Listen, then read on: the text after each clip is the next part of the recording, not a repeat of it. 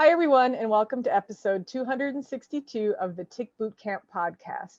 The title of today's interview is Courageous Insider, an interview with Gabriela Wijegunawardena. My name is Jenny Bottaccio. And I'm Matt Sabatello. So Jenny, today our listeners are in for a real treat. Gabriela went through a very long diagnostic journey and did a lot of creative things throughout the way that helped her a little bit, but never got to the root cause. And Jenny, what really bothered me the most is that somebody who was in the medical community, a nurse, was failed by her own community. And as somebody like yourself, Jenny, who comes from the medical community, what are your thoughts on this? You know, I should probably be surprised, but unfortunately, I'm not. I think it's common, and I too encountered some of the same situations. But Gabrielle is able to provide us with some very helpful insights on how to navigate the healthcare system, being this courageous insider that she is, and having to step outside of the conventional medical system to actually find true healing from migraines, MCAS, SIBO, Lyme disease eventually, and stumble upon the treatment that would ultimately be the turning point, which was SOT for her.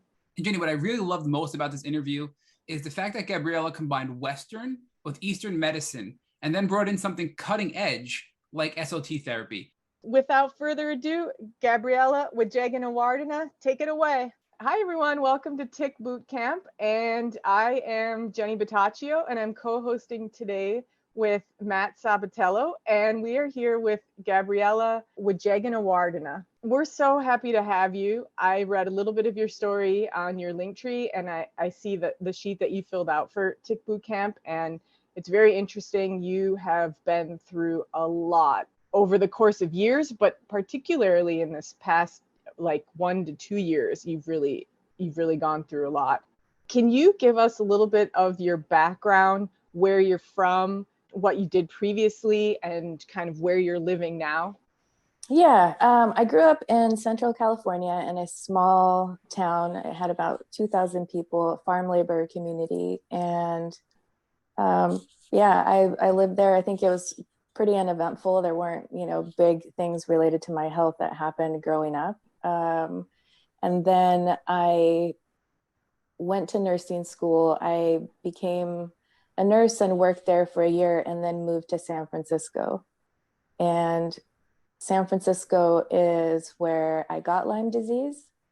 And I continued to work at the bedside as a nurse in the neonatal intensive care for 5 years of that journey, of my Lyme journey, before I was diagnosed. And a year ago, we moved to Maryland, and I live here now and am in remission. And there's kind of a lot packed into those chapters in between, but that's kind of the rough overview.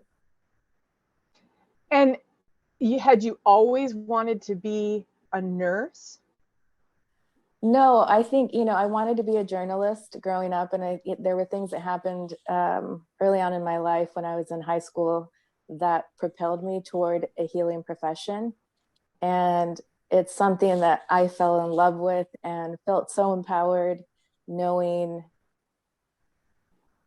what you learn as a nurse, how the body works, how pathogens work. And it just felt so empowering, and it was just so exciting to me, and I still love it to this day.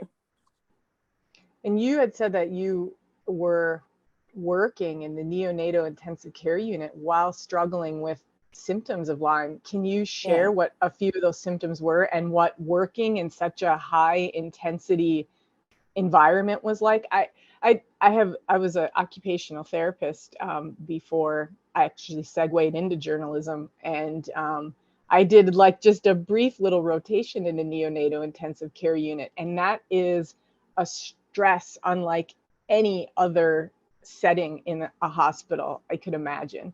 So I would, how did you deal with that and symptoms at the same time? Because it is fast paced, so intense. Yeah, that's the hard thing with Lyme disease, right? That it you see it play out differently in everyone's body. And I think that my symptoms came in kind of in spurts, and they just kind of trickled in. And so I the first one was migraines, and they started to worsen. And I couldn't understand why, because I wasn't doing anything differently. And, you know, the next one was interstitial cystitis, and that was mistaken for UTIs. And so I would attack each one, right? And then I would think, okay, I'm going to be able to get back to my baseline, to that healthy place. And, you know, coffee works wonders and kept me alert at the bedside. And I was able to kind of tackle those things. I think I was lucky in the sense that I ate a healthy diet, I worked out, I was really trying to live my healthiest life. And so Lyme had a hard time in tackling me completely, just because I think my gut was initially in a good place. And so it kind of, it looked like I was tackling one thing at a time and just trying to get back to baseline. And that's kind of how I survived it. And I also switched from night shift to day shift, which helped. And so instead of working 6 12-hour shifts in a week, I now worked 3 12-hour shifts in a week, and they were day shift. So little things like that helped, that I kind of tweaked along the way and made it manageable. Not that those things didn't keep popping up, but I did have months where I was relatively okay. And so I kind of got by that way. And when did you first start noticing symptoms? Like, when did they pop up? Yeah, I started noticing symptoms in 2013, and at the beginning of 2013. And a lot of those symptoms were around migraines, but I had always had migraines growing up since I started my period, just during the week of my period, right? And so now they were kind of not just limited to that week. And so that was the first symptom, but it wasn't like it was this new symptom that I had never had, right? And so it didn't raise this huge red flag for me. I just thought, I don't know why this progression is happening, but I need to figure out why. But I never in a million years would have thought it was Lyme. And then with interstitial cystitis, it's often misdiagnosed for UTIs, right? And so I was treated for UTIs, and those were the first 2 big symptoms. And those are the ones that persisted for a couple of years without snowballing into a bunch of other things. And some joint pain. But I had some previous injuries, so we just thought that maybe it was related to that. And had you had a recollection of a tick bite or anything that was pointing to Lyme at that point? No, none. And so that was 2013. And so did those symptoms last and then go away, and then other ones pop up? Or were you just kind of having one symptom slowly stack upon another?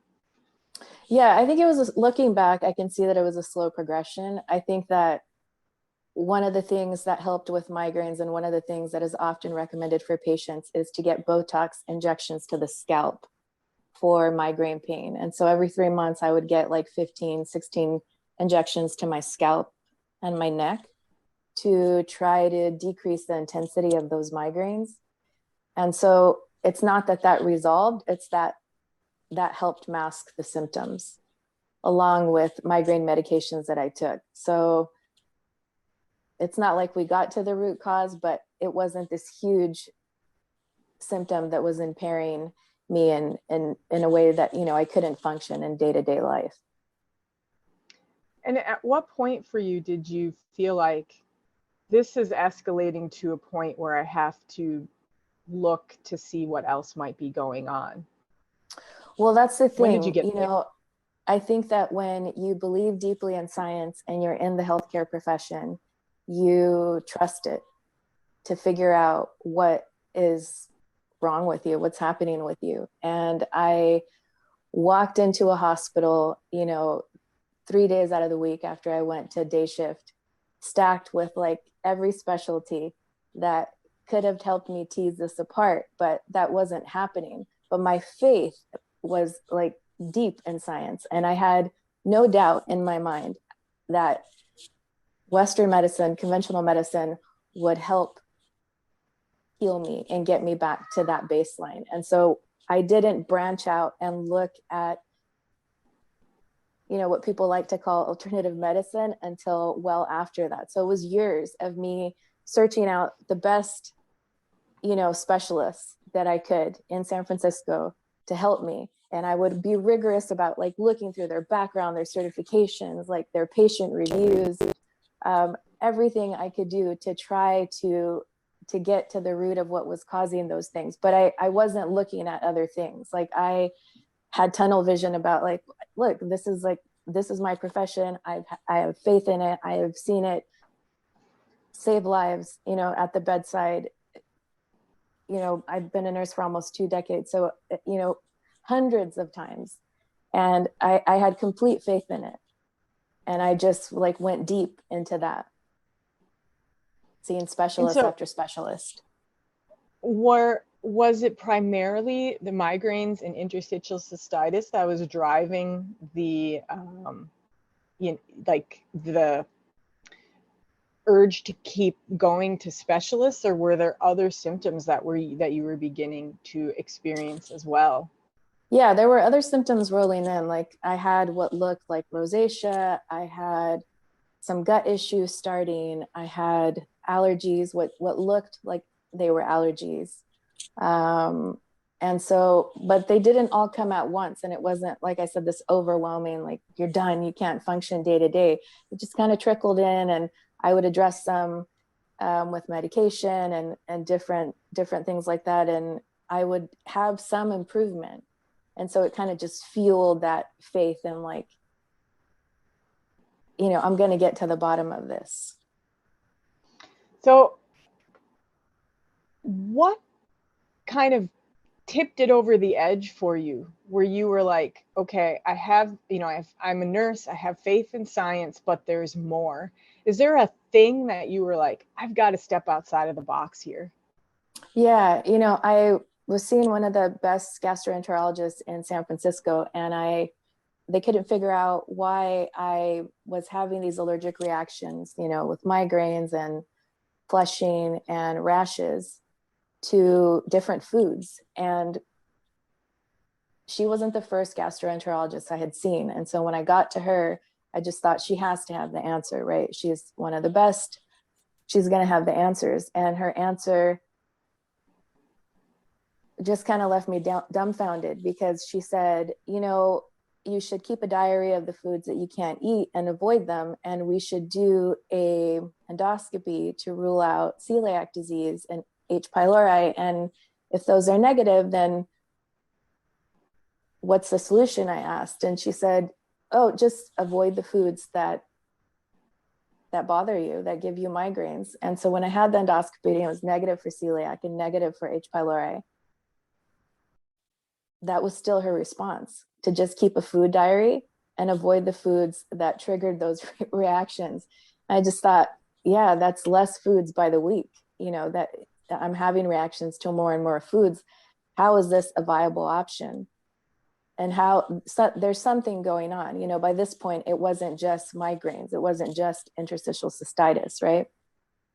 And so I just thought there has to be a different answer. And at that time, I also was experiencing a hypertonic pelvic floor. And so my muscles were very, very tight. And when I was sharing this with my pelvic floor physical therapist, and no one knew, by the way, what was causing this. One of the reasons was mentioned by a urologist was that, you know, nurses are known to hold their bladder because they're at the bedside and they're doing stuff and they can't just leave.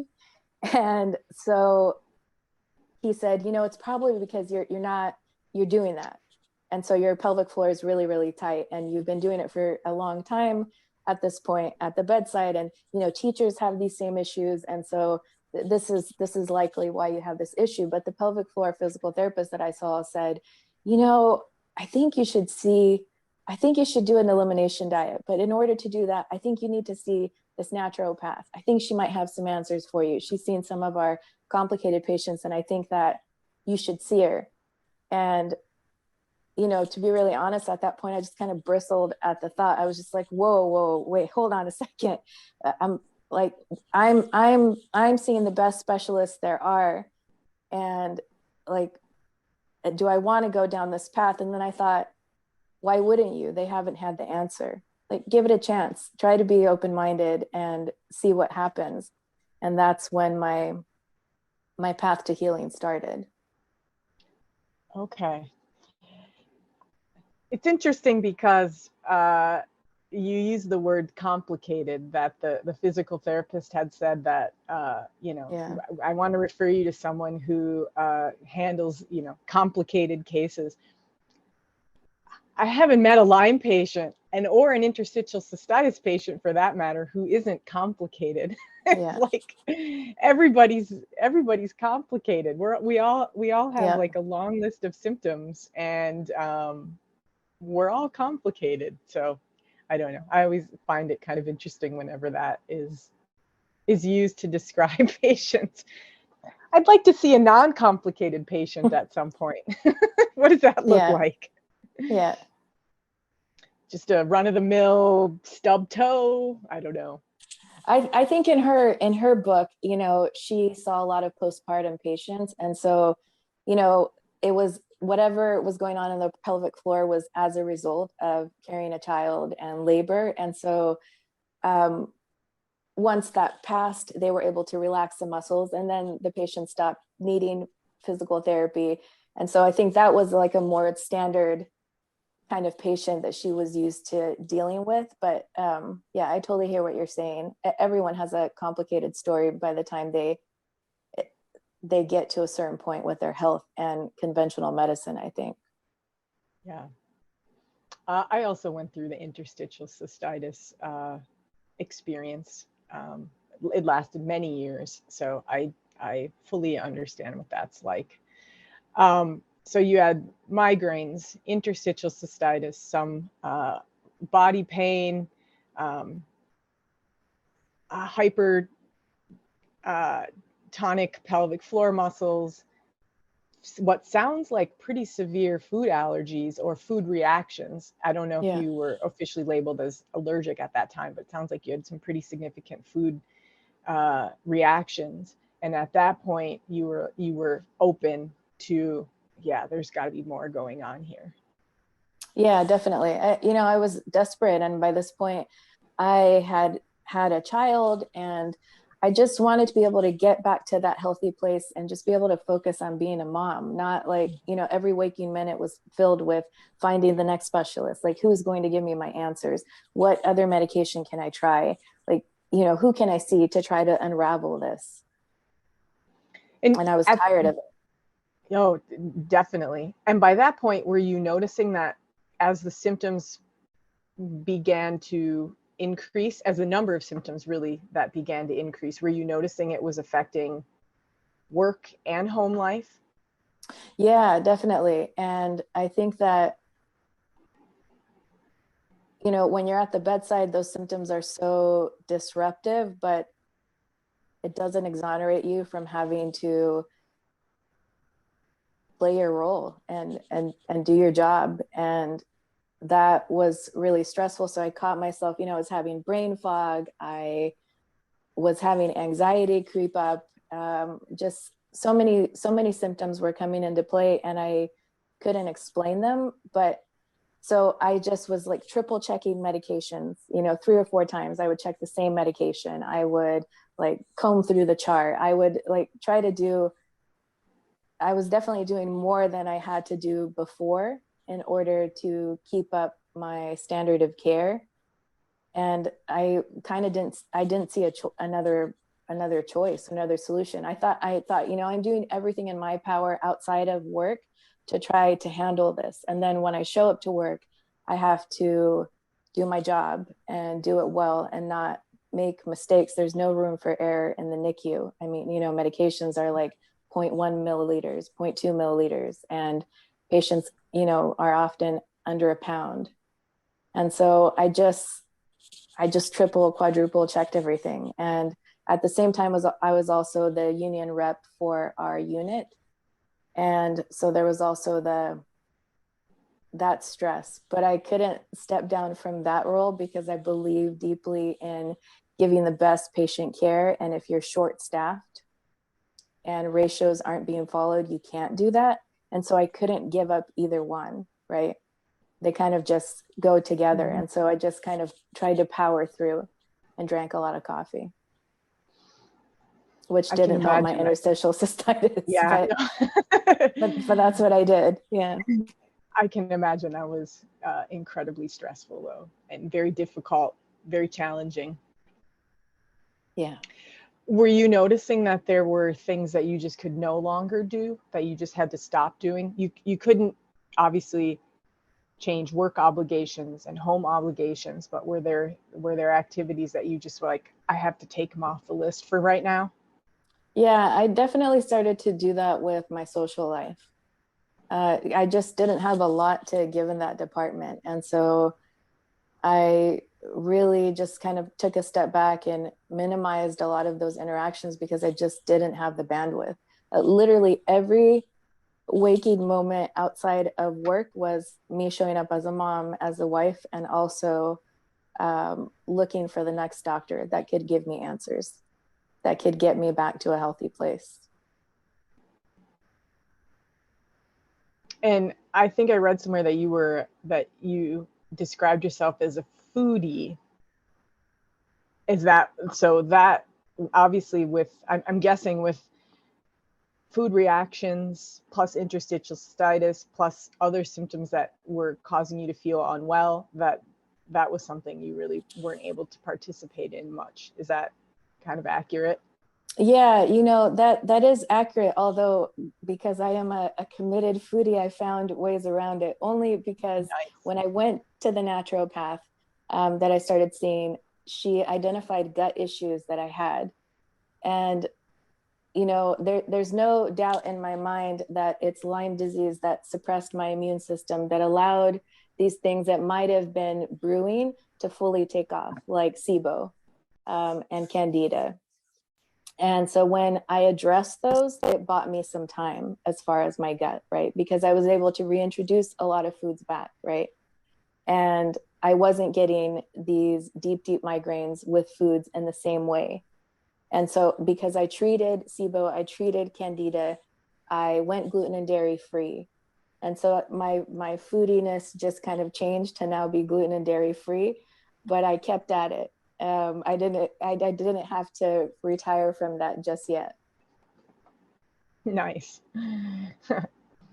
Matt, I think we can kick it over to you, and we veered into your lane just a little bit by kind of talking about diagnosis, but. So Jenny, one of the things that I think our listeners know when we do these special guest co-hosts is we love to have this part be a discussion with all of us. So feel free to chime in, but I have so many questions and I was politely waiting, but you can tell I'm eager about this. Because Gabriela, one of the things that I find so interesting, and I think we don't talk about enough on this podcast, is migraines are a very common symptom with Lyme disease. And they're generally a first symptom of people, many years before they get diagnosed. And before you even got diagnosed, you were treating with a naturopath who helped you treat your SIBO and Candida.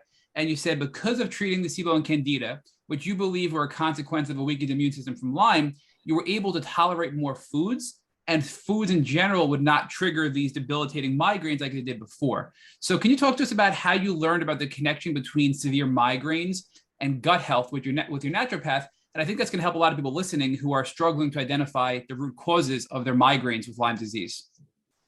Yeah, when I went to go see her and we tested for SIBO and tested for Candida, I delved deep into that, and I realized that when I was eating foods that were high in certain carbohydrates, which I was because I was a vegetarian at that point. And so I was eating all FODMAPs, which just feed that bad bacteria, right? Small intestine bacterial overgrowth. And so I was eating a lot of those and, lentils, lots of fruit and lots of carbs. And those were all feeding that bad bacteria. And when that bad bacteria ate the food that I was eating and stole, all my nutrients, then they would release toxins, and those toxins would cause my migraines.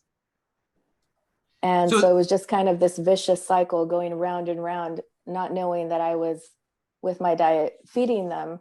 And just to be clear, when I treated the first time, the doctor that I treated with didn't bring that up. And so I quickly, right after treatment, didn't bring up that my vegetarian diet was basically fueling SIBO. Not that it was the root cause, right? I want to be clear about that, because it was Lyme that was suppressing my immune system, right? That was the root cause. But I was eating all this food that just fed SIBO. So even though I treated, I quickly relapsed because I continued on the same diet.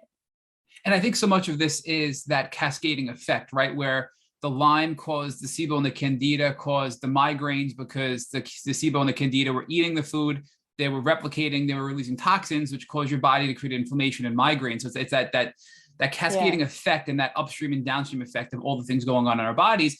But it's important to know, even if we're struggling with Lyme, there are things we can do to experience some temporary relief to our symptoms like migraines. And I think that's an important tip you just gave us there, Gabriela. So thank you. So, and also what's interesting is you're treating with a naturopath who generally is a little bit, we like to call it Lyme woke.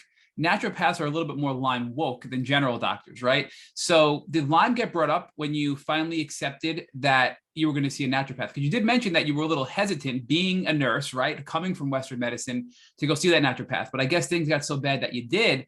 And when you finally did see that naturopath, was Lyme ever brought up, or tick-borne illness ever brought up, in the beginning, especially when you were doing things like SIBO and Candida treatments? Yeah, she did. And it was just part of their initial patient workup. And so I was tested via ELISA and Western blot and came back negative, and we just moved on. It was never brought up again. It wasn't on our radar at all. And so we just treated my gut. And when I relapsed again, I thought, well, something is wrong with this approach. So I need to switch doctors. And so I switched to a functional medicine doctor who treated me again, but before treating me, had a very honest conversation with me and said, how long have you been vegetarian? And I said, since in utero. That's just how I was raised, and that's how I've always eaten. And he said, you have two options. You can treat for SIBO again, and you will likely relapse if you stick on the same diet. I have not had success treating a vegetarian and not having them relapse, because the diet is so high FODMAP heavy, and the likelihood of relapsing is going to be high. The likelihood of relapsing with SIBO is high anyways, but you're increasing that by sticking to this diet. So I'm not going to tell you what to do, but if you increase some meat products and try to diversify your diet in that way, then you're going to automatically eat less FODMAPs, and the risk of relapsing is going to be less. And, like I mentioned earlier, I was a mom at this point, and I just thought, I need to heal. And if I keep treating with antibiotics, what's going to be left of my gut microbiome by the end of this?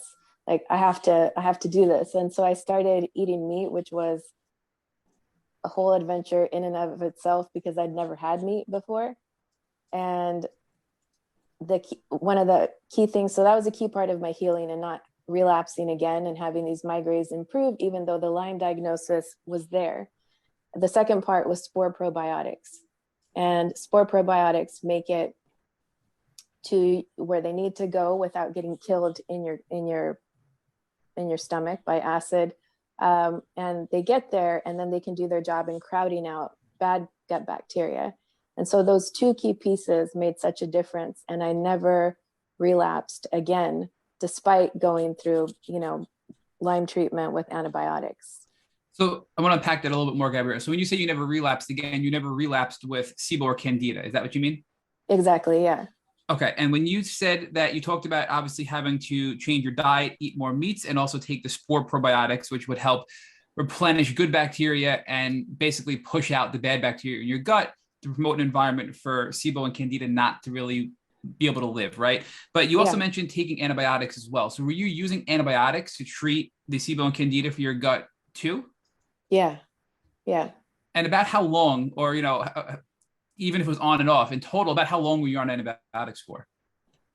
For a couple of months, because I had to treat a second time, right? And each course is 2 weeks. And I treated both time for Candida and for SIBO.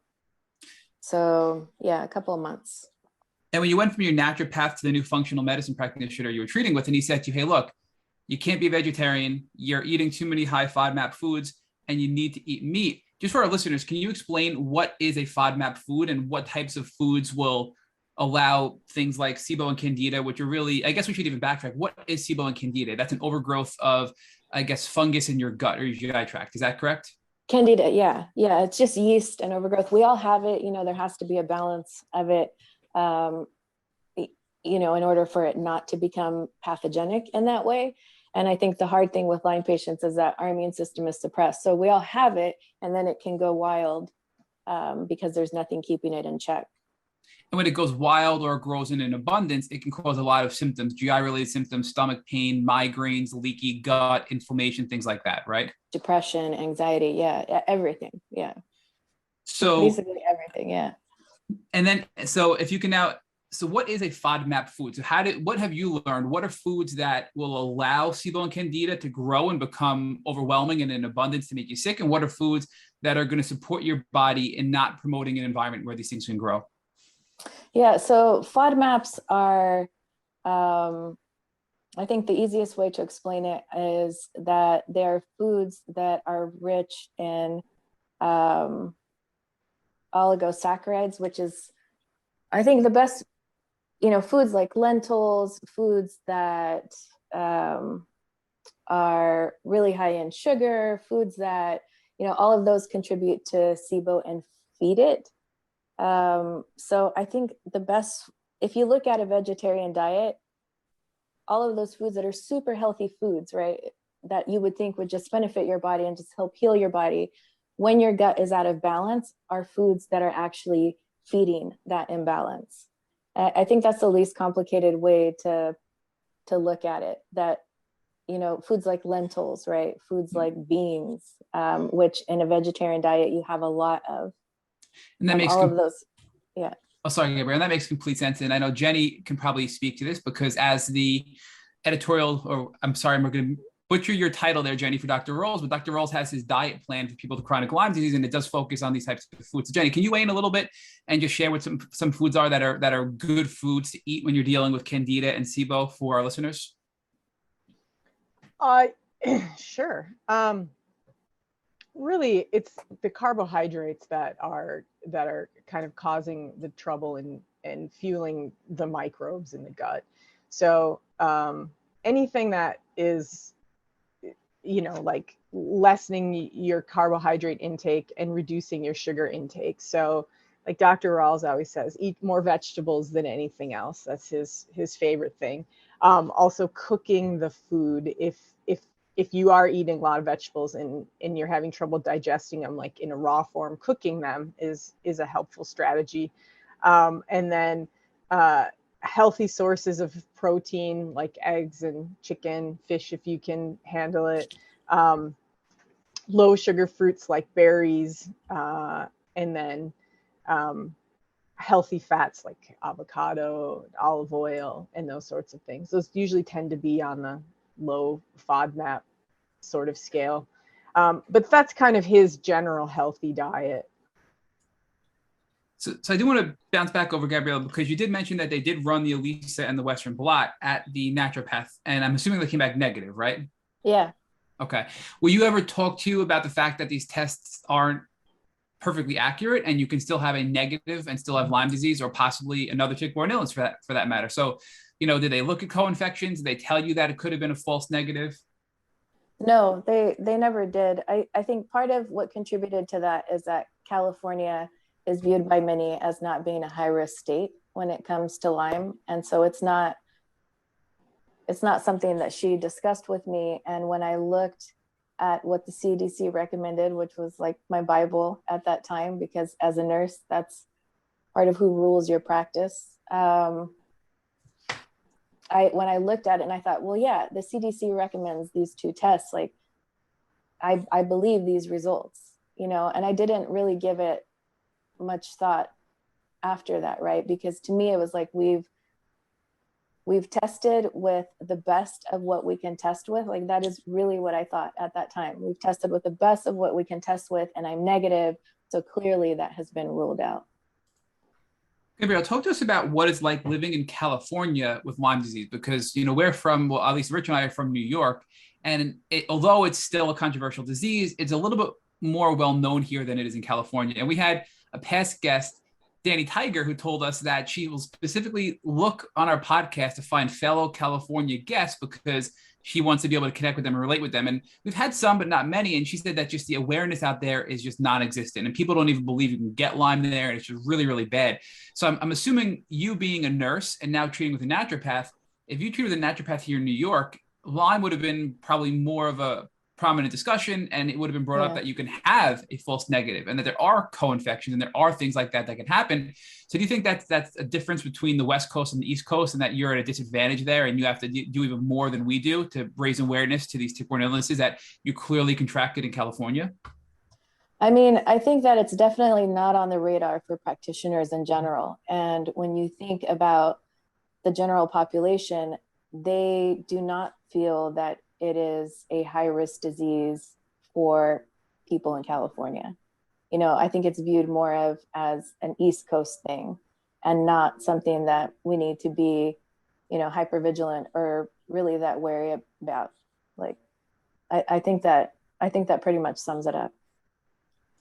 And I have mixed feelings about your experience so far. And we know, obviously, you're going to get a Lyme diagnosis because this is a Lyme podcast, but it just is interesting because you were getting to, I'll call them secondary conditions like SIBO and Candida and your migraines, and you were successfully triaging them. You were using this, you were using Botox to address your migraines and get symptomatic relief.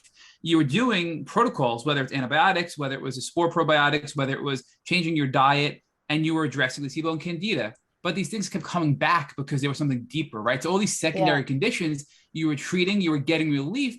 But on one hand, I feel like that was probably really prolonging your eventual Lyme diagnosis. But on the other hand, you were getting relief. Like, how do you feel about that looking back? Do you think it hurt you or helped you? I mean, I have mixed emotions about your story here so far. Yeah, I mean, I'm definitely glad I was able to get some kind of relief so that I can continue to be present, somewhat present as a mom, not in the way I would have liked, but yeah, all of these medications just served as band-aids over the years, and it allowed the disease to continue to snowball and grow and just take over every body system as time went on because I had these band-aids, right? So I'm grateful in the sense that without them, I don't know how I could have been a mom day to day, which is, I view it as my most important job. And I don't know how I could have done it with a newborn. And at the same time, I have a lot of mixed feelings about that too. It allowed for the disease to go unchecked because I was handling these symptoms and with a gold standard, to be clear, right, for migraines and for interstitial cystitis. Like, I was on prostate meds at one point to treat interstitial cystitis, and I was following the gold standard for all of these things, and then Lyme was growing. So I have a lot of mixed feelings about it too. Gabriela, not to get too personal, but are you married?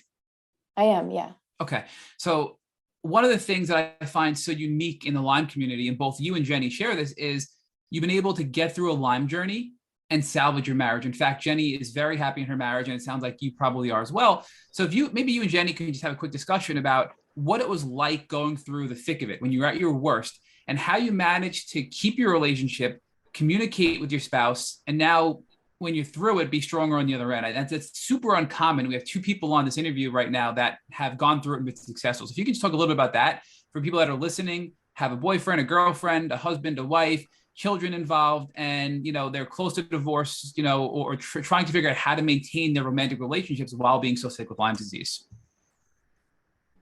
Oh, Matt, that is a podcast all in itself. That's probably a series. I have to be honest. I mean, I really, truly have to be honest. That is not a neatly packaged answer. It's really, I don't know, Gabrielle, if you feel the same way, but my husband only knew me as well for a very short time, maybe 6 months, and all of the rest of 16 to 17 years I've been sick. So varying degrees, but you know, at one point I was bedridden for like 2 years. So there has just been like a lot of, it's just been a lot.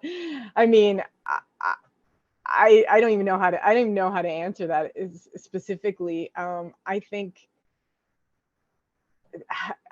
it depends on people, and I 100% see why, I 100% understand why people don't always make it. You know,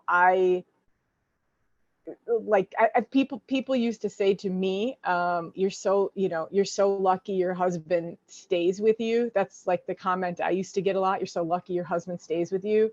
And even at my sickest, something about that didn't resonate with me. And so I started responding with, well, just because I'm sick, like he's also lucky to have me too. You know, like this was never like, I'm not a victim, and this isn't like he's lucky to have me. Oh, you know, I'm a victim. It's like, I'm sick and I'm struggling, and I do believe things are going to change, but I still have worth and value, and he knows it and I know it. Like, I know I still do. So for me, that was like, because like I got sick in I was in my 20s and when I first got sick. So for me, that was definitely a comment that I encountered a lot. Oh, you're so lucky he stays with you. And I was like, I'm still me. Like, hello, it's still the person he fell in love with. It hasn't gone. It's just, you know, hindered, but still here.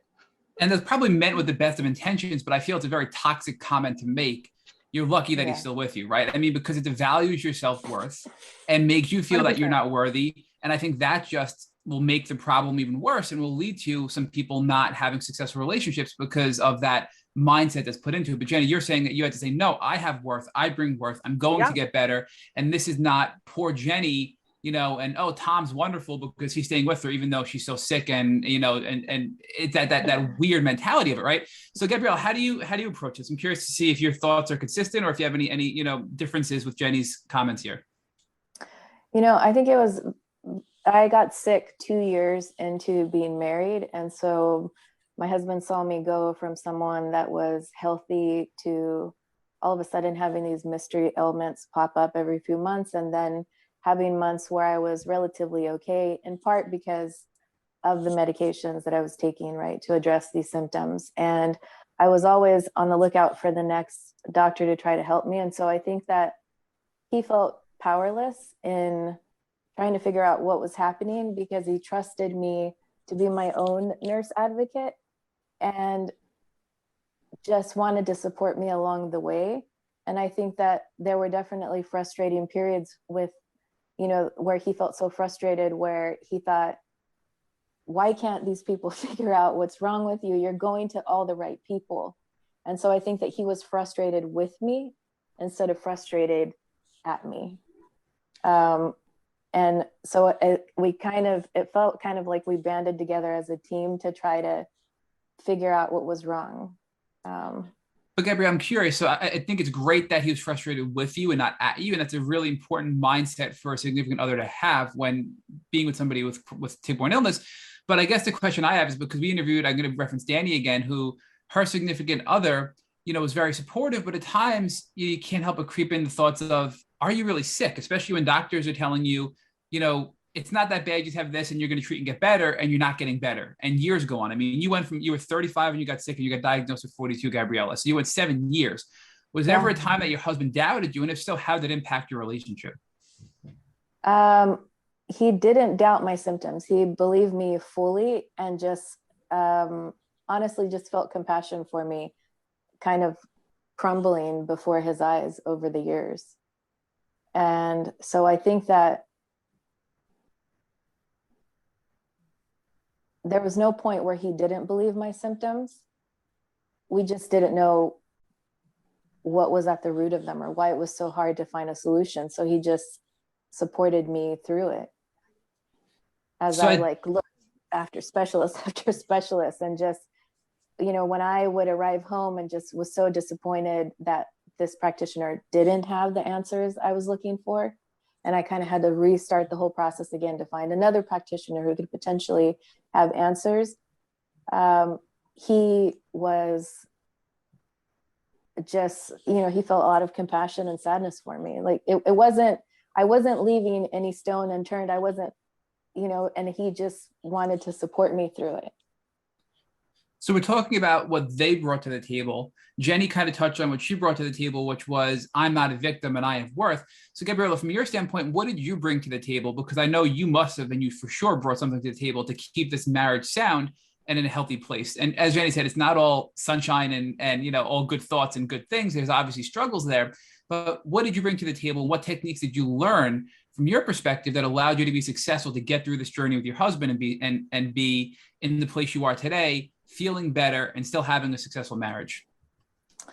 I think one of the things I had to learn was how to be really vulnerable and communicate exactly what I was feeling, which was hard for me because I just was kind of used to like solving my own problems and just, pushing through. And so I think that not that I was able to do it perfectly every time or that the process was perfect, but I think that I just kept going back to that place of sharing all the things that I was feeling and trying to do it from a vulnerable place, and also sharing how powerless and lost I felt, right? So he was very used to seeing me in that nurse advocate role, right? As a union rep for our unit and handling those things, like even on my off days. And now I was sharing that I felt powerless, that I didn't know who held the answers for my healing, that I honestly didn't know if I could get back to that healthy place because no one could figure out what was wrong with me. And I think that sharing that very much shook him, right? To hear me now from this disempowered place of like, I still work at the bedside. I'm still in that empowered nurse advocate role at work. But when I exercise that for myself, I wasn't in that empowered place. And I just kept sharing that. Like, I don't know what's wrong with me. I don't know what to do. I have seen every specialist I can possibly think of seeing here in the city. That is great. And it's, we lived in San Francisco. There were dozens and dozens of great specialists for every specialty that I could see at UCSF, at Sutter, at Stanford. And I was seeing all of them. And so I think that his anger was toward the establishment and not toward me. So I want to move on now chronologically, because after you started dealing with the SIBO and the Candida, you're at your functional medicine doctor, you're changing your diet, you're no longer a vegetarian. What happened next? Did you continue to crash with your health? Did you have a period of time where you were better and then crashed again? Because we know ultimately you're going to land on this Lyme diagnosis. So walk us through that period of time there. Yeah, I dramatically improved. I felt great. I had never felt better than when I started eating meat. I could not believe it. And I think that one of the key turning points was reading, when I went to go see this functional medicine doctor at that same practice, the doctor that wrote Paleo-Vedic Diet worked there. And when I read this book, he shared his decision to eat meat and his body type and Ayurveda and, all of these different things. And so I took everything, I cherry picked everything from that book that I could and implemented it for myself. And so here I was, like, I hadn't eaten meat before this, but now I was like chugging bone broth. I was having, figuring out different meats. I was eating pork. For me, it was wild. It was a wild, it was a wild change in lifestyle. And I felt great. Like, my body desperately needed those amino acids to hold me afloat. And so I noticed this big improvement and I felt great. I felt so great for a handful of months. Not that all of those symptoms went away, right? I was still getting injections to my scalp, right? I got occipital nerve blocks to try to block the pain for my migraines. I still had flushing, so I was still trying to see dermatologists. My interstitial cystitis went into remission for a bit. And I think it just speaks to, about 80% of your immune system is housed in your gut. And here I was doing everything to tend to my gut that my gut had not received before then, and my gut received it well. And so I had this kind of resurgence, and I felt great. And I thought, okay, now we're on the path to healing. This is it.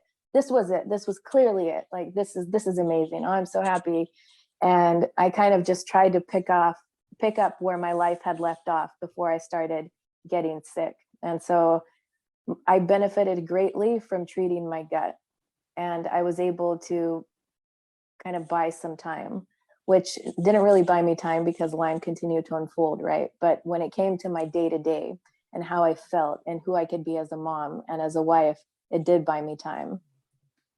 I wish your story ended there, Gabriela, and I know it doesn't. And it sounds like this was short-lived for a few months. So walk us through, after having this great bounce back and having your quality of life improve, what happened next, because the Lyme is still brewing underneath and you weren't aware of that. Yeah. So the symptoms started again, interstitial cystitis. The migraines got even worse somehow. And the migraines were so intense and so bad that the Botox injections, occipital nerve blocks, and the migraine medication that I was taking when I would get these migraines was no longer enough to actually get rid of the pain. And by this time, I had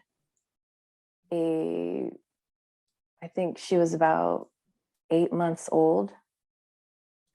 I had a little one that was needing more and more of my attention as she became more mobile, and I was starting to get more sick. And so there were times where the pain was so intense. These migraines were so intense. They weren't like anything I had experienced before. And they were even worse than before I treated my gut symptoms. And I just could not figure that out because my gut was clearly in a much better place. And I started having to go to the ER to get IV cocktails for my migraines. And so I would get oxygen, I would get an IV cocktail, and then I would go home. And these ER docs had the best of intentions in helping me with my pain, but none of them had any idea what the root cause was. And they would just refer me back to my primary care provider to follow up. And this is why I continued to seek out doctor after doctor. And at that point, I wasn't just seeing Western medicine doctors, but I was seeing craniosacral therapists. I was seeing plenty of acupuncturists that I had seen along the way in my journey. And I still wasn't getting any answers, but I was having to go to the ER, every week or every other week to get these IV cocktails and oxygen. And I think your experience is not uncommon. We interviewed Dr. Agarwal last night, who was a pain management doctor and an anesthesiologist, in Western medicine, worked at a hospital. And she recently pivoted over to work for an integrative medicine clinic because she realized that she can do more and that she was failing a lot of patients and that she was really just helping band-aid these things, didn't have enough time to really work with her patients. And now she's moved on and she's learned a lot from her background in Western medicine and now learning Eastern medicine. She's combining the two to get to the root cause and look at the body as a whole. So I feel like for sure there's some sort of pattern here, because the podcast that's going to drop before this is going to be Dr. Agarwal, and now yours. I mean, it's almost like the model of these types of doctors is to just band-aid us, especially in the ER. And even with your primary care physician, right? They're looking at you and they're trying to port you out to specialists and not having that holistic integrative approach to healing. So do you think that was a part of the problem, even though it was California, Lyme wasn't as well known, that they were just sort of band-aiding you at the ER? The specialists were focusing in on what their specialty was. You have migraines. What could be causing the migraine? Okay, you have interstitial cystitis. What can be causing that? But nobody's looking at, well, what can be contributing to all of these things together collectively in your body as a whole, right? I mean, that's kind of where I feel like we fail as a society in regards to medicine. Yeah, you're absolutely right. And I think that, when it comes to conventional medicine, that's part of the problem, right? That care is so fragmented and that these specialties don't communicate with each other. But also, I think when you look deeper is that, especially when it comes to chronic illness, which migraines are a part of, no one is looking for the root cause. No one's going through a whole battery of tests the minute you walk in, trying to figure out what that root cause is. So, I mean, how long did you have to suffer like this? I mean, you're getting some pretty aggressive treatment. You're going to the ER to get IV infusions for your migraines. How long did this go on before you finally got your Lyme diagnosis? This went on for quite some time, again, because the Botox injections and occipital nerve blocks bought me some time. And I had periods where I would improve somewhat. And then I had periods where I was worse. I never stopped looking for answers, but I think that I wasn't able to look as aggressively as I was before, in part because I was now taking my daughter to preschool, and, you know, I was a teacher there, as, you know, a parent teacher there. And so those things took up a bulk of my time. And I was just in the midst of that, still trying to get answers. I think what changed is that, so I was still functional throughout all of it, right? When I treated my gut, as my gut was able to get a little bit stronger, my immune system was as well, then, you know, those things bought me time along the way. I think that what really made things spiral out was that my MCAS, which I hadn't been diagnosed with, started to really snowball. And I had met a woman who had Lyme disease, and she had a PIC, and she would miss a lot of days as parent teacher because she was ill. And I didn't, you know, over the years, I would look up Lyme sometimes just because I wondered, like, what, you know, what chronic illness disease can cause this myriad of symptoms in every body system? Like, what disease can actually do that? And Lyme kept coming up on my radar. But when I would read about it, and when I would read about what the CDC is about it, the CDC says about it, which you have to remember, the CDC was still my Bible. I was working at the bedside as a nurse. I thought, no, well, I would have had a rash, and I don't have all these other symptoms. I just have these symptoms. So I don't think it can be that. And when I reached out to this woman and I said, hey, you know, who do you see for your doctor? I have seen everyone I can possibly see here in the city. Who do you see? And she said, oh, I see this doctor in San Francisco, and he's the one that finally diagnosed me with Lyme disease. He deals with complicated patients all the time. You should go see him. And when I went to go see him, I want to be clear that I knew I had MCAS, I read so many medical journals about it, and I was convinced that I had it, but I didn't know what was causing it. I didn't think I had Lyme when I went in to go see him, because I thought that those two tests had ruled that out. There was no part of in my mind that thought, oh, the CDC recommends this 2-tier testing system, and there's no way that it could be wrong in my mind. So, but Gabriela, this just proves that these guidelines or these false beliefs being put out in the mainstream is so harmful to people. I mean, and you're a perfect example of this, right? You believed that you did not have Lyme disease because you tested negative on the 2-tier testing, despite the fact that there are countless studies showing how inaccurate those tests are together, right? The 2-tier testing. So yeah. I think that in itself, for people that aren't in this community, is doing so much damage to people that are probably out there today. And we know there's probably a ton of them who have thought about Lyme, got tested, came up negative, and still suffering greatly, but have ruled out Lyme because of a negative test. So I think it's a really important point to stress for everybody listening, to make sure that they share that with people, because we know that, and we sometimes take that for granted. We have to make sure that the general public is aware of that as well. So, I mean, so we call this, you know, Rich and I like to call it bro science, and, you know, or sister science. So in your case, it was a mom of a student with, you know, in school where you were parent teaching with your son, and she had, you said, a PIC line in and was treating Lyme disease, but you didn't think you had Lyme. But so I'm guessing she had MCAS related to Lyme disease, which is why you asked her who her doctor was. Is that correct? She didn't have MCAS at that point. But I asked her because I thought, you know, she's been able to find some degree of healing by this point, and she wasn't in remission just yet. But I thought, I need to ask someone that dealt with a complicated disease, like what the public views as a complicated disease. And that's why I thought she was my avenue to healing. And that's why I asked her. I was desperate. You know, I needed someone to point me in some different direction than the one I'd been going in. And what made you believe you had mast cell activation syndrome? So what other symptoms did you have that you were correlating with that based on your research before you went and met with this doctor in San Francisco? Yeah, you know, I didn't I didn't have, when I did allergy testing, you know, all of my testing was negative.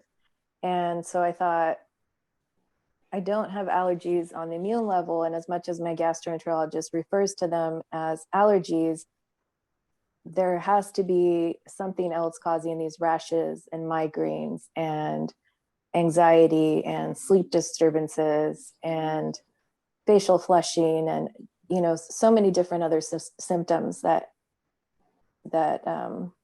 MCAS patients have. And so when I read so many medical journals about it, just because I wanted to make sure, like, am I headed in the right direction? And when everything that I read about it was everything I was experiencing.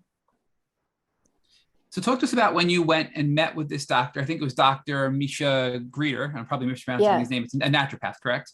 Yeah. Yeah, he's a naturopath. He's an integrative doctor. And the first time that I met with him was peak COVID. It was 2020, not peak COVID. COVID was starting to ramp up. So it was February 2020. And I ended up having to see him over Zoom because, you know, practices were just so restricted at that point. And when I explained all of my symptoms, he agreed that MCAS is probably what we were looking at. And we decided to do the standard testing for MCAS. And so I had to get off of the medications that I was on in order to do the testing. And we did the testing and the results came back all normal. It was just like textbook beautiful, just totally normal results. And I said, well, where do we go from here? I still have all of these, you know, physical symptoms. And so as much as all of my labs are normal, just as they have been through conventional medicine for the past 7 years, what do we do from now, you know, from here? And he said, well, I'm going to diagnose you with MCAS based on clinical symptoms. And that is often what has to be done with this disease. It's a newer diagnosis and it's poorly understood. But I believe that you have MCAS. And in that moment, for someone to say, like, I believe that you have this, was just like everything I needed to hear. And I knew that I had landed at the right place. And that was just so validating to just get that diagnosis, right? Not that it gave me answers about what was causing it, but just to have those symptoms validated and to have that clinical diagnosis in my chart as this legit diagnosis of, yes, this is why your body is falling apart right now. This is why you have these migraines after you eat. This is why, you know, your histamine is through the roof. This is why you see all of these physical manifestations of it. Like, you have this disease. And I just clung to that in that moment because it was finally an answer, an explanation of not just, oh, you have this symptom, here's this disease, here's this label of what you have, but this is part of why you have all of those symptoms. So what did you do with Dr. Greeter to treat MCAS, and when did Lyme come into the picture after this diagnosis? Yeah, it came into the picture the following month. I initially was placed on an antihistamine, and I actually had to get it made by a compounding pharmacy because my body would react to the excipients, like the fillers and the different things that are really unnecessary, but it makes medication cheaper to make, to add those things to it. And my body would react to those things. And that's one of the big symptoms of MCAS, right? Is that you react to all of these things that the average person might not react to, but you react to. And so I was placed on an antihistamine that was made by a compounding pharmacy, and I finally got some relief. And he also placed me on ion biome gut support. It's humic acid, and it just helps. It's kind of like fertilizer for your gut, and it helps like good bacteria grow, and it decreases food intolerances. And so over the next weeks, I was able to reintroduce a couple more foods, because at this point I was only able to tolerate 5 foods. I could have boiled chicken, white rice, kale, collard greens, I think, and blueberries. And that was all I could eat at that point. And so I was slowly, over the next few weeks, over the next month, I was able to add a couple more foods in, and I was ecstatic because I love food so much. And all of a sudden I could only have these 5 foods, and I was so miserable.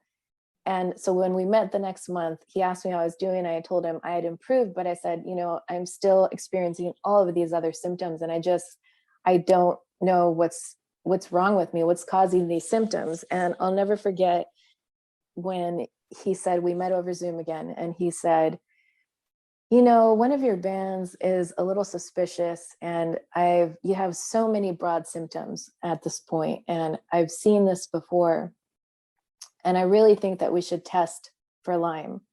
And, you know, looking back, I just like want to hug my old self, because I said, oh no, we ruled that out in 2016. I tested negative for that. And he said, you know, this is a practitioner that he knew in the community, in the medical community. And he said, you know, yeah, you know, she tested with these 2 tests. And I know that you feel that we've ruled this out, but I really think we have to test with a different test in order to truly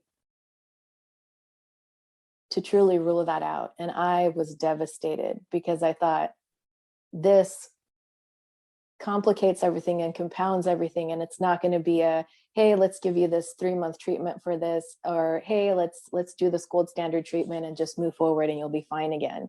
And I knew that, and I was devastated. And I just explained that to him, and I asked him to explain to me why he felt that might be something that I was dealing with. And he explained, you know, the accuracy of the tests, or lack of accuracy of the tests, and just wanting to do due diligence, you know, around ruling that out. And I trusted him enough at that point, because we had a diagnosis for MCAS, you know, whereas no one else had been able to diagnose that. And I was improving, and I thought, you know, he's right. We should rule it out and see if that's what we're dealing with. And so we tested via IGeneX. And that was hard for me, I think, because I was still thinking like a nurse. And I thought, what is IGeneX? What is this new test? Like, it's not exactly well regarded by, you know, conventional Western medicine. And I thought, well, what are you going to lose? Like, look at your health right now, and look at what your life has become right now. What are you going to lose if you take this test? Like, screw it, do the test and see what happens. And that's what I did. I'm curious, like you said that he had clinically diagnosed, you know, mast cell for you. And so for so many people, Lyme is a clinical diagnosis because of the very thing you're talking about with, you know, the inaccuracy of the testing. And even though IGeneX has a much higher sensitivity rate than the average standard Western blot, it's still not 100% accurate. So I'm curious to know if he would have clinically diagnosed you with Lyme. Would that have been an answer that would have been acceptable to you? Or would you have only reached, hey, there's really Lyme going on here, with physical, you know, testing evidence? I think that I was desperate enough to have received that, if that's where we had arrived, but I wanted the proof, if we could have it, just because I was so jaded at this point. He was the 45th healthcare practitioner I had seen in the Bay Area, trying to get to the root of my symptoms. And at this point, I needed that. Like, my soul just needed that, to know that we were really headed in the right direction, and that I wasn't going to waste, you know, 7 more years of my life. Totally makes sense. So at this point, did you test just for Lyme disease, or were you looking for co-infections as well through IGeneX? Yeah, he tested for everything. He did a broad panel, and we tested for everything. And what were the results? Obviously, Lyme was positive, right? But I'm curious, was there anything else that popped? Yeah, no, that was it. And I remember looking at it, you know, page after page. I remember looking at it and thinking, like, this has been it. And I was just so emotional. I can't help but like relive those moments. because there was just so much packed into it, right? Like I finally had an answer and it was on paper and it was something that just spoke to me, right? Like, you know, as a nurse, you look at your patient's labs every day, every shift, sometimes multiple times a shift if you have, you know, that many labs with a critical patient. And so here it was sitting before me, like in the language that I understood fully, right? And I finally had an answer for 7 years of misdiagnosis. And it just felt huge. And as much as it was devastating to realize that that disease had been misdiagnosed for so long and stolen so many moments from my daughter's upbringing that I didn't get to be fully present for, I felt so much relief knowing that I finally had something in writing that explained this, you know, these dozens of symptoms that no one else could explain. And so I felt relief and I was heartbroken at the same time. And I think that, yeah, it felt so complicated, but it felt like I finally was where I needed to be. So talk to us about, now that you have this diagnosis and you realize what was going on at the core, what you did with Dr. Greeter to treat Lyme disease. Yeah, so he, you know, I was in a tricky place because my body, MCAS, could not tolerate a lot of different treatment options. You know, he was very open-minded about, you know, following an herbal approach or doing going with antibiotics. And I think that when we finally had these answers, and I was so grateful for him, and my trust in that moment just kind of ballooned because I felt like he had given me answers that I looked for so many years. I just said, what's the most aggressive treatment that we can do right now? And whatever it is, that's what I want to do. And he explained the benefit of pulsed antibiotics and his you know, the outcomes that he had in his private practice. And I just said, okay, let's do it. And I started that week on pulsed antibiotics. You know what kind of antibiotic? So this is pulse IV antibiotics, correct? Yeah, I was on Ceftriaxone IV antibiotics, and they were pulsed, so I would go in different days on different weeks, right, to just kind of surprise and shock the Lyme bacteria. And then I was also on oral Tindamax, which acts as a biofilm disruptor. And then I was on a natural biofilm disruptor as well. And I did that for about 9 months. And I think, you know, I'll never forget that after the first treatment, I literally, when I left that clinic, I felt euphoric. Like my body was just euphoric, and I couldn't explain it. I couldn't explain the science behind it, but it was just like my body was so grateful to get some backup now to try to get rid of this pathogen. But that was something that I had never experienced before, and I'll never forget it because there were just these little reminders sprinkled along the way, as much as it was a hard journey for the next 9 months of IV and oral antibiotics, of like, yes, you're healing, you're headed in the right direction. You know, you're getting little pieces of your life back, and you wouldn't be if you weren't headed in the right direction. Gabriela, walk us through the next 9 months. So you're on the IV Ceftriaxone, which I think is also, you know, Rocephin is a brand name of that, and the yeah, oral Tindamax, right? And then you were doing some other things too for biofilms. You must have had an up and down journey, right? It's never linear. So walk us through the 9-month period and you know, the ebbs and flow of your health at that time.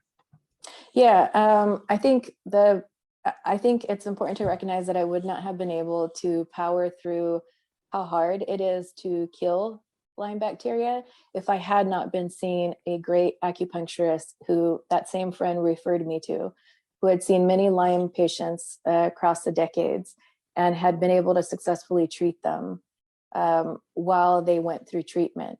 And so I happened to land with these two people that knew exactly what to do with me for me to be able to weather the storm. And so I saw her 1 to 2 times a week, and she was very different. You know, it's something that I don't take for granted, and it's still something that I'm so grateful for. You know, when you go to a regular doctor's office, you know, it's a 15-minute time slot. You go in, you share what's going on with you. The doctor gives you some, you know, recommendations, and then you leave, and you don't see or hear from that doctor again unless you reach out and make an appointment again. And it was something that really touched me, especially in those moments of going through something so hard, that she would literally text me after appointments to check on me. And if I was going through a really bad spot, she would ask me to come in so that she could treat me during that time. And that really helped, especially when I was in the depths of herxing. And I had no idea how to properly detox and how to help my body along. And without her, I could not have weathered the storm. So there were definitely a lot of ups and downs, and sprinkled in between here and there, I was getting pieces of my life back, right? Like as the antibiotics decreased the bacterial load, I got little pieces of myself back, right? Like I could actually go for a walk. I could eat certain foods and not get this blaring migraine that would destroy my day. I felt more hopeful, obviously. I felt a little happier. I felt a little less anxious. I was sleeping a tiny bit better. And so there were these things that were sprinkled throughout in the midst of all the herxing. Like those were really bad periods. And I want to share this part because I think that sometimes we don't share it because, you know, we don't know how people will receive it. But there were certainly times during the herxing where I questioned being alive, because it was that bad. And I had never felt that way about life, about myself. But there were definitely days and times where I felt that. I just thought, like, if I was not a mother, if I did not have this partner who has supported me, you know, through this and wants to see me get better, and we have this life together, but especially my daughter, like if I was not a mother to this little one, like I could envision it in my head, like I not being alive, like not wanting to be alive. And I didn't understand at that point that Lyme bacteria cross the blood-brain barrier and can disrupt your mental health in so many ways. But I felt those things, and they were very real things, and they weren't like some abstract thought. Like I was living that. Gabriela, what specifically were you doing to detox? Because you mentioned that when you were having bad herxes, you had the 2 practitioners. One of them was helping you with dealing with, you know, all of these horrible symptoms that come along with herxing. So what specifically were you doing to address the pathogen die-off and allowing your body to purge these toxins and support your body throughout treatment? Yeah, I think that because my body was so testy, there were so many things I wanted to pile on, but my MCAS would not allow it. And so I had to rely mostly on acupuncture to flush those toxins out, and eventually on drops. Like drops is all I could tolerate of Mundipur, which is this German herbal brand of homeopathic supplements that help you detox. And I could literally tolerate 1 drop a day. And the rest, I kind of just had to write it out. And that's why those horrible thoughts, those intrusive thoughts felt so real, right? Because I had just had all these toxins that were in me that I could not get rid of quickly enough. So when Mundipur, is that Mundipur? Is that the name? Yeah, yeah. Do you feel that helped you pretty well with detoxing and supporting detox throughout treatment? I think that it helped me enough to be able to get by. It definitely was something I was so grateful to be able to have. And again, like that Western medicine mindset would set in of like, what is homeopathy? And when you look it up, you know, I think it's Wikipedia likens it to like air, like it's as effective as like air. It's not effective. And I thought, what is this? Like, what am I doing? And I thought, screw it, don't think about it, just take it. Like, you're desperate, look at this place that you are in. Have you ever questioned being alive? Have you ever wanted to not be alive? Like, you need to help yourself. And so here I was taking this, like, it's Picana is the brand, and taking these homeopathic drops and seeing my acupuncturist twice a week. And that's what I could do for detox at that point. And I just kind of tried to weather the storm. I think Jenny, do you want to say something? I saw you turn the mic on. I don't know if you want to jump in. Oh, I was just thumbs upping those drops. Those drops are amazing. The Yeah. Picana drainage. Yeah, it's a little kit. Did you have the kit? I didn't have the kit. No, I couldn't. We didn't, because of my MCAS, we didn't want to try to introduce too much. Overtax it. Yeah. But those drops, I was just like, I don't know what these drops are, but this is my new Bible. Like, forget the CDC. Like, forget the CDC. This is Mundipur is where it's at. Yeah. So it comes in. You can get it in two different ways. You can get them individually, or you can get a Picana drainage kit that has 3, I think, in it. And they're great. I mean, similarly, that was one of the first things that I was able to tolerate too. And there's one, I don't even remember which one it was, but I used to feel like it drained my brain. Like, that it really could clear up the toxicity in the brain and the thoughts, but also feeling like I used to have like this burning sensation constantly kind of in my head, and I would feel like this drained the brain. So, and like you, I had done so many things that it wasn't just like a placebo effect. It's like, oh no, we're in the thousands now for this of things to try for this to just be chalked up to placebo. It's doing something. Yeah, that little glass bottle it's humbling to like to acknowledge it. It's one drop, and one drop was enough to help. Well, what is that though, Jenny? Is it Picana? Pekana? Is that what you were saying? Yeah. Okay. Well, and I hope somebody, please, who has more expertise in homeopathy as I do. If I understand correctly, though, with homeopathy, actually, the weaker doses have more the strength.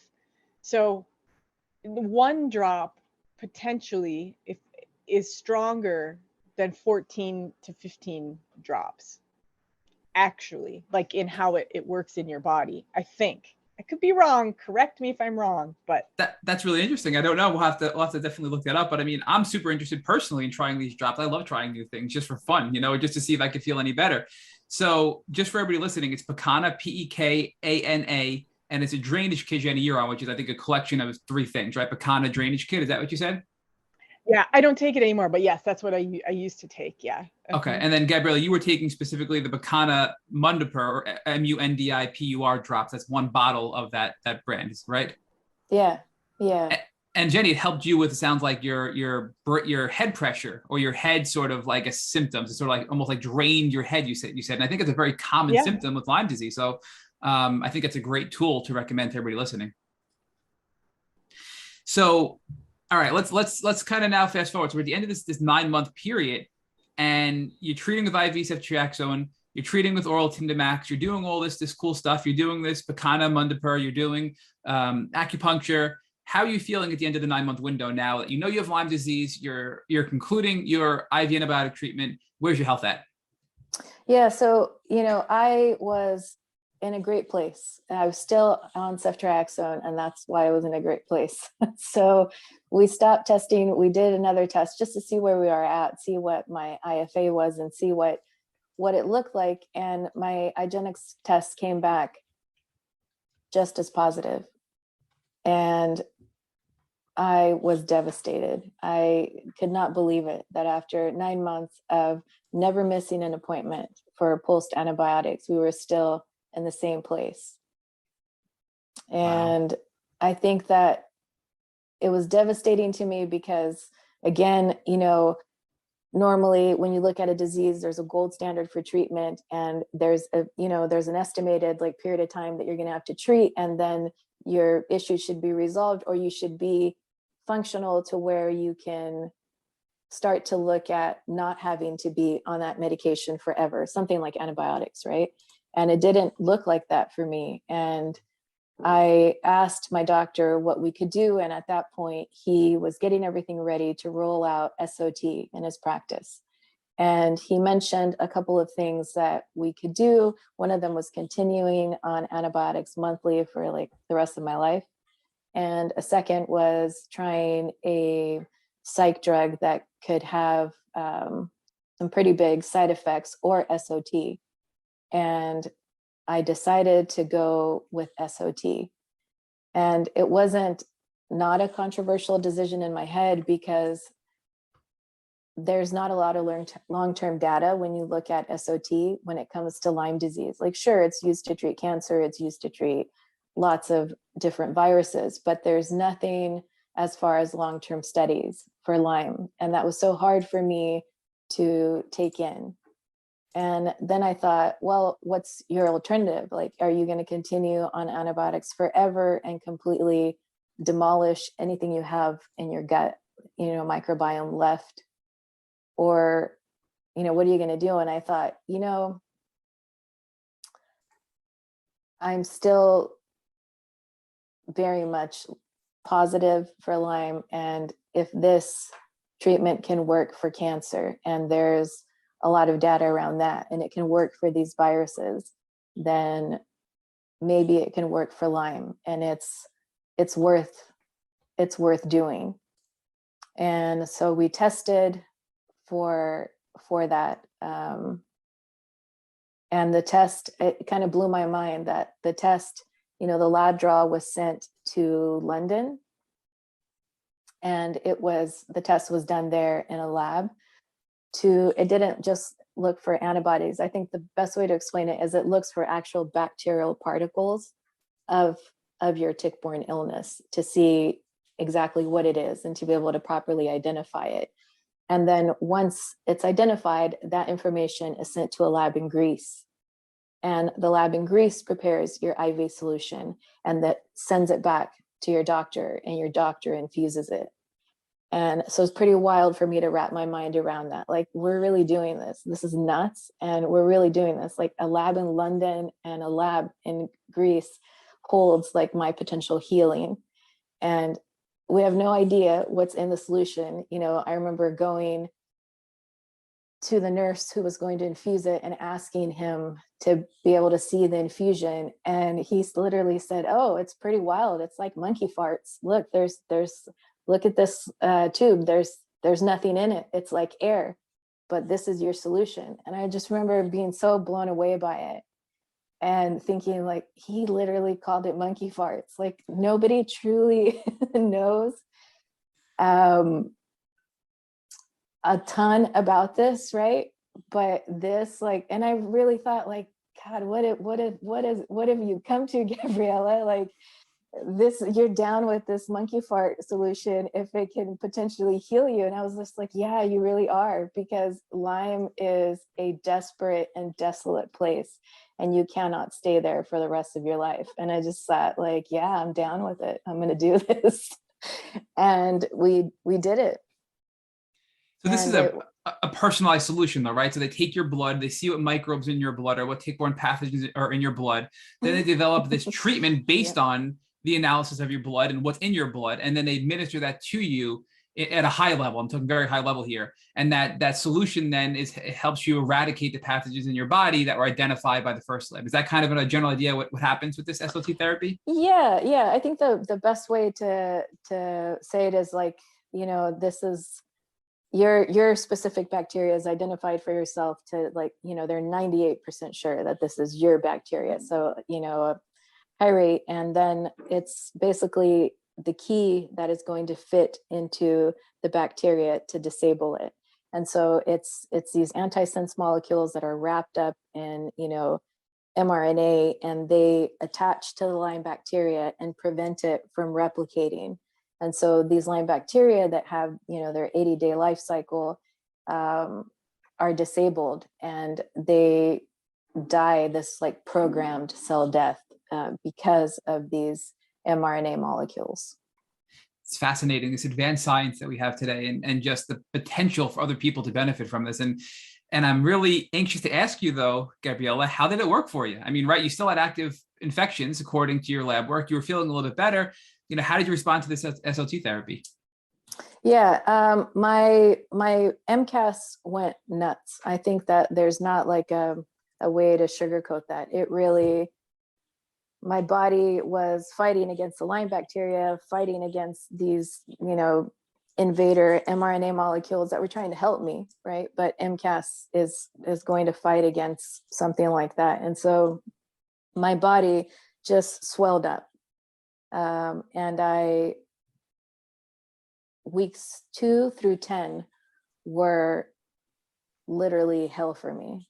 And it was like herxine, even though technically SOT doesn't cause herxine, right? It causes a programmed cell death, but it really was like herxine. And it was at that point that I gave in to something that I never thought I would, which is coffee enemas.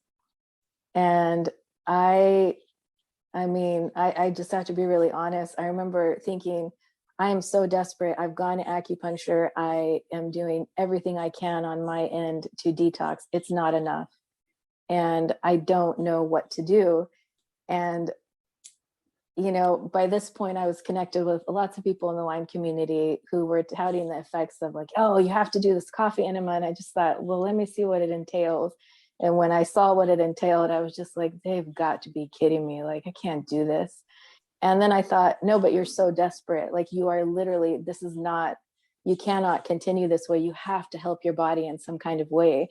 And I did it. And I'll never forget, like, thinking, you know, you take the Florence Nightingale oath when you graduate as a nurse, and you know, there's so many practices that you take on as a nurse. And I remember sitting there in my kitchen with this pot that I had bought and this like mold-free green coffee and putting it in there to cook it. And I had this like little dedicated strainer to strain it. And I thought, what am I doing? I'm violating like every nursing principle here. And then I thought, are we doing this? And I thought, yeah, we're doing this because we're this desperate. So, you know, again, like everything you've believed in up until this point is great, and I still believe in that practice, but also sometimes there's more that's required, and this is what's required right now. And so I started doing these coffee enemas, and then they really helped me weather the storm on a different level. And that's kind of how I got through it, you know, acupuncture and coffee enemas. And by the end of those 10 weeks, I started, there were also these weird sensations that I would feel in my legs, and it felt like hammering.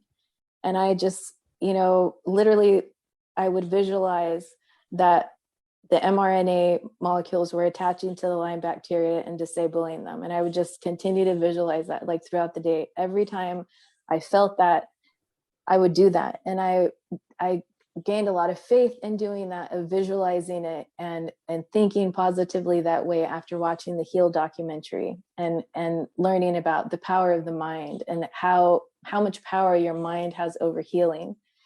And so I just kept doing that. And then we retested in the midst of that, we retested at 6 weeks, and my test came back we retested via PaldiSpot, so that same lab, and my test came back negative for any tick-borne disease at 6 weeks post-SOT. Wow. And how long did your MCAS flares last beyond that? I still have them. You still have them. So I know we're getting, but on a much lesser level. So, you know, at that elevated kind of place, I think, even though the Lyme was gone, now I had this secondary condition that had been caused by Lyme, but I was still having to kind of navigate that. So it's much less now, but it's definitely something that I've put my faith in. Traditional Western medicine, which I've seen an acupuncturist for a very long time, but not someone like this. And Kelsey, who lives here in Maryland, actually, I connected with her. Kelsey Watkins? Yeah. Oh, wow. Small world. I was able to connect with her because one of the friends that I'd made because of Lyme, I posted something on my social media and I said, hey, I'm experiencing all these crazy symptoms. There's not a lot of long-term data about SOT. Does anyone know anyone that has gone through this and is on the other side of it that I can speak to? And that friend connected me to Kelsey. And Kelsey was very sweet and very helpful in sharing her experience as someone that has both MCAS and Lyme disease and what that had looked like. And she just normalized all of it. And it helped to hear it from someone that was now on the other side of it. And that's the same person who, when we moved to Maryland, I had started seeing an acupuncturist here in town. And she just out of nowhere emailed me and said, wait, you live here in Maryland now. You have to see this doctor of Oriental medicine. She has helped me so much with Lyme, and she's in Gaithersburg. And I had no idea where Gaithersburg was, like in relation to where we live. And I thought, what are you going to lose? Like, your mast cells are still going off. Go there. And she has transformed my body in the last 8 months in ways that I never imagined possible.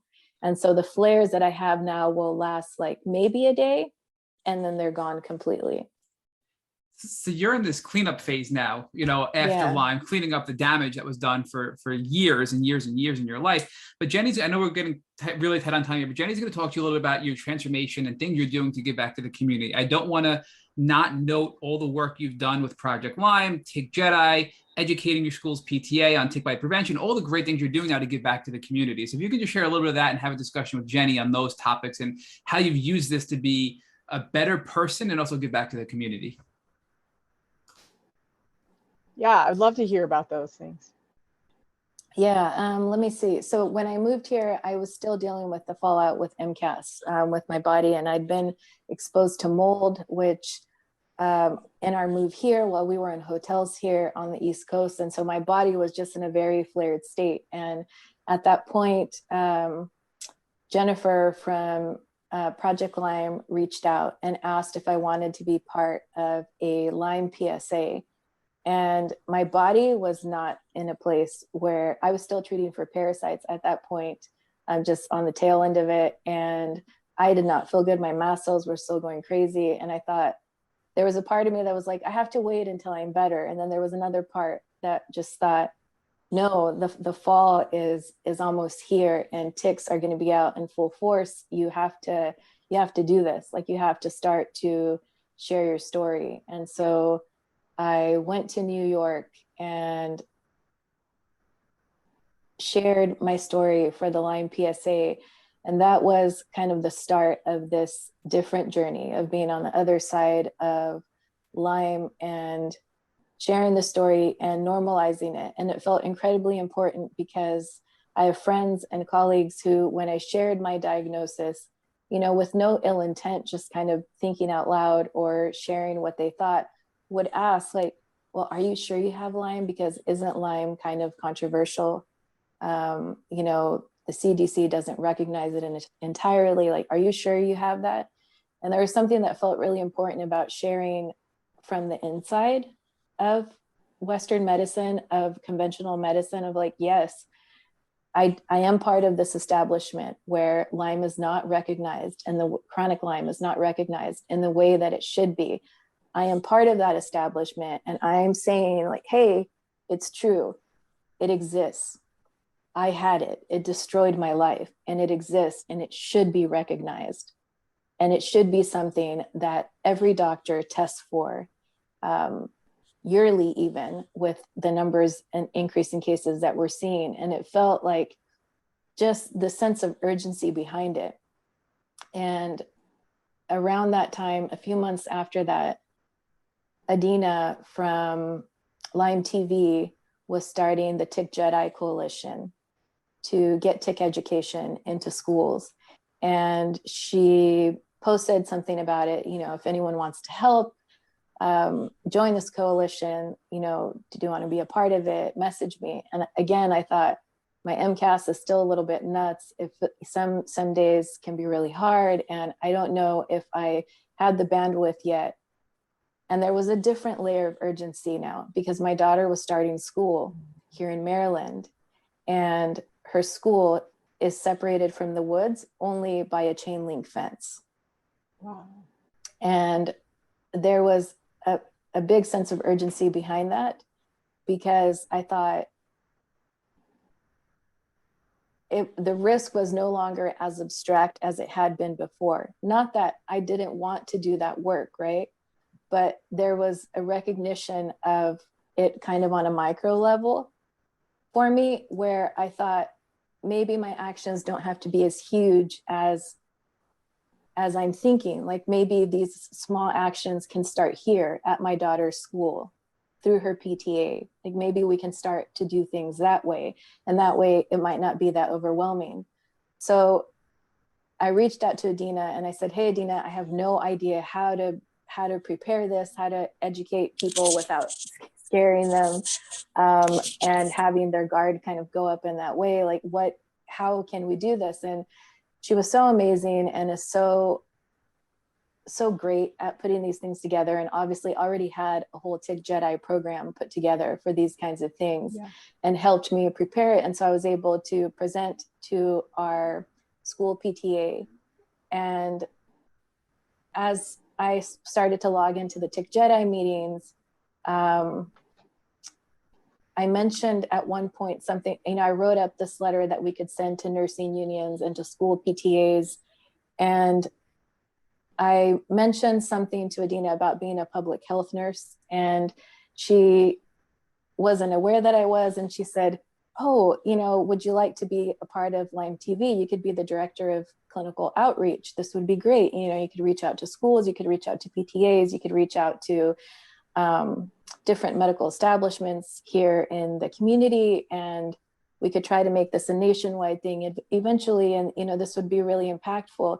And again, there was kind of that doubt and that imposter syndrome, I think that I should share, that I very much still feel, of like, wow, how, just last year I was a patient and I was still so ill.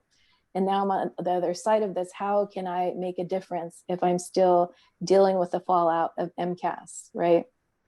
Or, I don't know how to advocate in this role exactly. Like I don't know it in the same way as a bedside role, right? Like, how do we do this? And Adina has been so amazing about guiding me through it. And I feel grateful to be able to do that. And I have so much left to learn from her, but it feels right. That even on bad days that I may have because of MCAS, to start to do that work. That's amazing. You've come so far in, over the last 7 years, but really in the last 2, that's really been where so much of your healing has come from. But you're in a unique position, like you stated, being in the healthcare system and then having to step outside to really find that healing. I think my final question to you would be, what do you want the medical establishment to know? If you could just tell them one thing, what's the one thing that you wish they would know or could know about Lyme disease? I think that, when you are speaking to the establishment, to the medical community, I think that you have to first point out that the test that so many view as a valid way of ruling out the disease is not accurate. It's like 50% accurate at best. And I think when you start to talk to the medical community from that place, right, from a measurable place, or, lack of being measurable, I think that they will be able to better hear it than sharing, someone's harrowing story of, how they suffered and arrived, at their diagnosis. I think that there's a bit of a block in the medical community being able to hear that, as opposed to, hey, this test isn't very accurate. What other testing methods can we use? What other tests can we use to rule those things out? And should we be looking at this being a test that is done yearly for all age groups, so that we catch the disease before it snowballs and gets to a place where all of us have been, right? Where it takes your life away from you. That's an excellent piece of advice. I like that a lot. To come at the doctor with some facts, some statistics saying, hey, this test isn't accurate. What more is there? That's really helpful, I think, to listeners. Thank you for listening to the TIC Bootcamp interview with our guest, Gabriela Wijegunawardena. To our listeners, we have a call to action. First, if you'd like to learn more about Gabriela, please visit her Instagram page at My Empowered Heart. Second, if you've enjoyed this episode of the TIC Bootcamp podcast, please share it with your friends on social media. Third, Tick Bootcamp has created a tick bite blueprint that has been inspired by the information that has been shared with us by past podcast guests. We urge you to visit our website at tickbootcamp.com/bite to view the blueprint. Fourth, don't forget to subscribe to this podcast on Apple Podcasts, Google Podcasts, or Spotify to get your automatic episode updates of our Tick Bootcamp podcast. Please take a minute to leave us an honest review on your podcast platform of choice. And finally, if you'd like to search our podcast library of over 250 episodes for specific keywords, please visit tickbootcamp.com/search. You can also subscribe to our email list at tickbootcamp.com/join. If you'd like to share feedback with Tick Bootcamp, please use the contact form on our website at tickbootcamp.com. Thank you, as always, for listening.